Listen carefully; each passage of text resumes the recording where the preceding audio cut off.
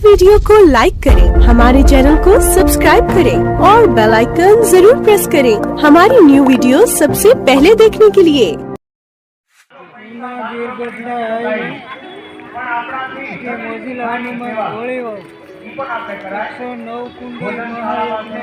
બીજા કોઈ કામકાજ કાર્યક્રમમાં જઈએ ત્યારે ખરેખર દાન દક્ષિણાનું મહત્વ હોય છે અને એ દાન દક્ષિણાના મહત્વના પરિપક્વ સ્વરૂપે આપ યોગ્ય રીતે ગુપ્ત રીતે પણ દાન કરી શકો છો અને અહીંયા કાઉન્ટર ઉપર આવી અને પહોંચ મેળવીને પણ દાન કરી શકો છો।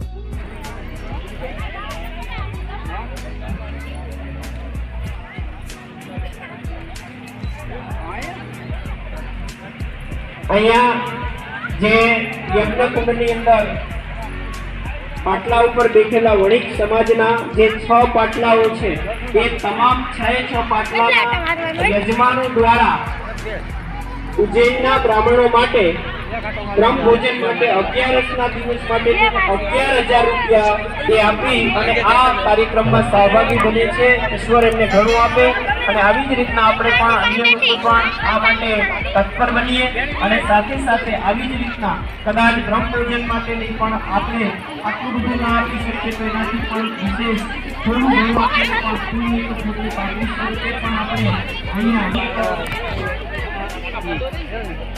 એટલું સાથે આ યજ્ઞ એ શું છે કદાચ સીતારામ બાપુ અમને ઘણી વખત કહે છે કે યજ્ઞ કેવી રીતના થવો જોઈએ, યજ્ઞ શું છે, યજ્ઞ કેવી રીતના કરી શકાય અને યજ્ઞ કેવી રીતના કરીએ તો ફળ પ્રાપ્ત થાય। આજ સુધી આપણે ઘણા બધા યજ્ઞમાં ઘણા બધા યજ્ઞ કર્યા છે અને ઘણા બધા યજ્ઞની અંદર આપણે ઘણા બધા ભણ્યું છે, પરંતુ અહીંયા જે યજ્ઞ થઈ રહ્યો છે 109 કુંડી યજ્ઞ અને એ 109 કુંડી યજ્ઞની કેટલી બધી ફરાળ કરવા જાવ હોય તો એને ધર્મને અનુરૂપ યજ્ઞ કરવામાં આવે તો એ યજ્ઞના કારણે 109 કુંડ વિસ્તારની અંદર આ 109 કુંડનો મહાયજ્ઞ છે।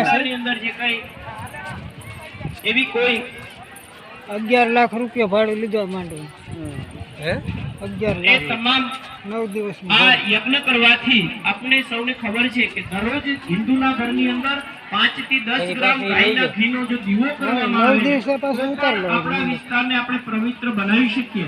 તો અહીંયા તો હજારો કિલો ઘી આપણે હવનની અંદર હોમવાના છીએ। આપ સૌને જાણીને નવાઈ લાગશે કે અહીંયા જે યજ્ઞ કુંડ છે એ પ્રજ્વલિત કર્યા પછી એને બંધ કરવાના નથી, 9 દિવસ સુધી એને સતત પ્રજ્વલિત રાખવાના છે અને ચાલુ જ રાખી અને એમની અંદર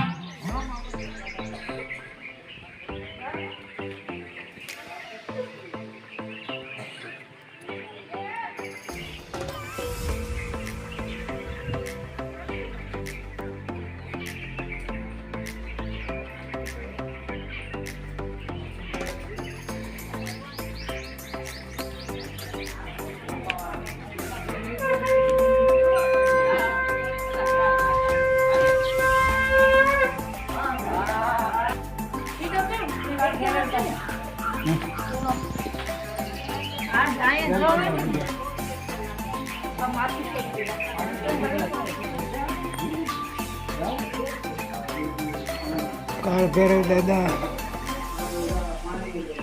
આપણે આવી ગયા છે ટપકેશ્વર મહાદેવ।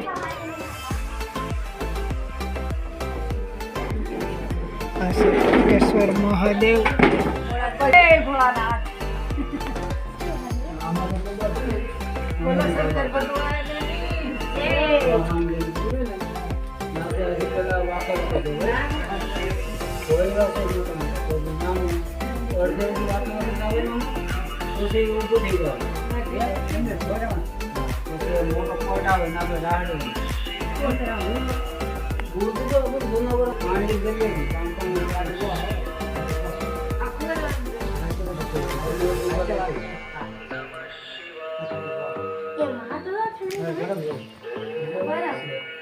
ઉનાળામાં પણ અહીંયા પાણી ટપકે છે ભગવાન શિવની ઉપર।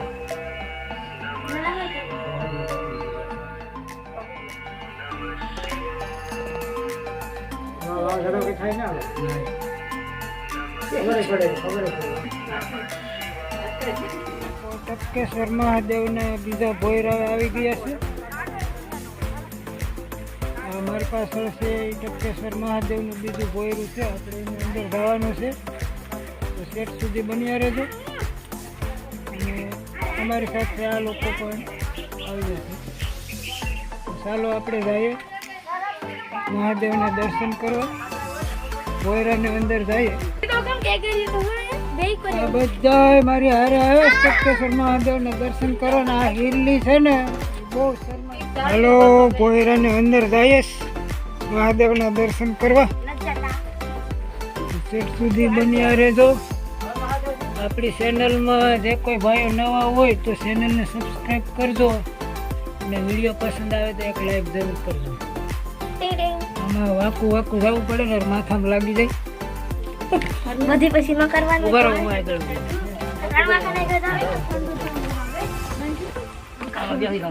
પાણી લો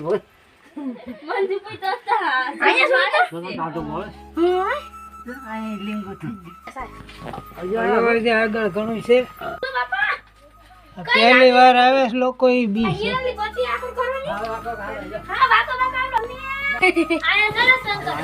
અહીંયા શંકર ભગવાન આવી ગયા.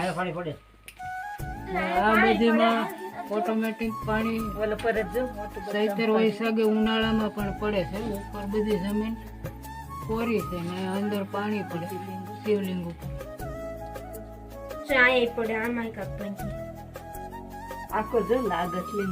પાણીના ટીપા પડીને શિવલિંગ બનેલી છે.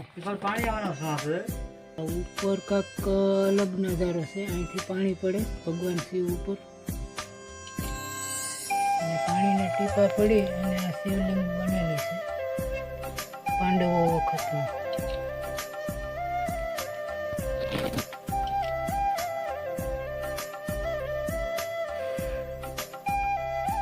ઉપરનો નજારો જ કાંઈક અલગ પ્રકારનો છે.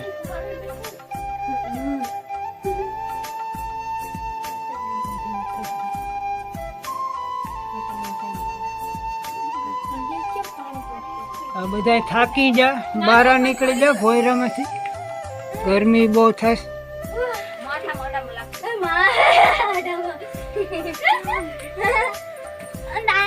બધા ફોટા પાડે. આ અમારી ગાંડી છોકરી. મમ્મી આ મામા કે ન કરું મારે